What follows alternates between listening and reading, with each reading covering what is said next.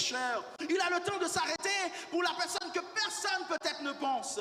Mais si on crie, et si on crie avec foi, notre Seigneur, il est vivant. Il se lèvera le dernier sur la terre. Et il est capable de s'arrêter, de délivrer. Il est capable de s'arrêter, de déchaîner. Il est capable de s'arrêter et de dire qu'aujourd'hui, c'était ta dernière journée de souffrance.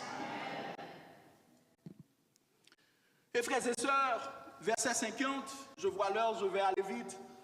Qu'est-ce que la Bible nous dit? L'aveugle jeta quoi, frères et sœurs? Son manteau et se leva d'un bond vers Jésus.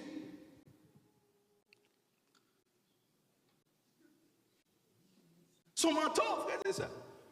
Pour un mendiant, son manteau, ce n'était pas juste un vêtement. C'était sa protection contre le froid. Il en avait besoin.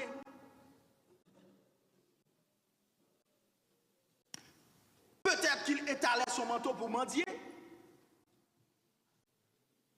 C'était le symbole de sa condition aussi, de sa pauvreté, de sa dépendance. C'était sa garde-manger. Quand on lui donnait un morceau de patate, qu'est-ce qu'il faisait? Il le mettait dans son manteau. On lui donnait de l'argent, c'était sa banque aussi, on lui donnait de l'argent, qu'est-ce qu'il faisait? Il le mettait dans son manteau. Et quand Jésus l'a appelé, qu'est-ce qu'il a fait, frères et sœurs? Il a jeté son manteau. Alors, j'ai envie de vous dire en ce matin, parfois, en jetant son manteau, d'abord, il a jeté sa sécurité précaire pour courir vers une espérance plus grande. Il a refusé de s'accrocher à ce qui définissait son passé, car il croit que Jésus allait changer son avenir. Il proclame déjà, je ne suis plus ce mendiant aveugle parce que ma vie va changer.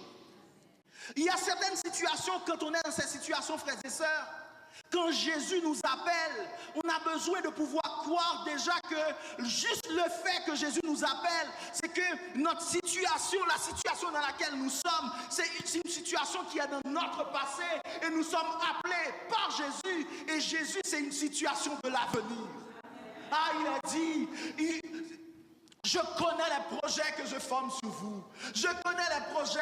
Il n'a pas dit je connais les passés que je forme sur vous. Je connais les projets que je forme sur vous. Ce sont des projets de comment? Des projets de paix et non de malheur, afin de vous donner un avenir et de l'espérance. Je ne sais pas pour vous ce matin, mais moi je crois en mon avenir. Mon avenir, c'est un avenir brillant. Pas parce que je suis ce que je suis, pas parce que j'ai étudié, pas parce que je suis X ou Y, mais parce que je crois en un homme. Cet homme, c'est Jésus de Nazareth. Et c'est l'homme qui est l'homme de l'avenir, l'homme de l'impossible. Et quand les choses sont impossibles, je sais que je peux crier à lui. Et lui, il vient et il donne toujours la délivrance, frères et sœurs.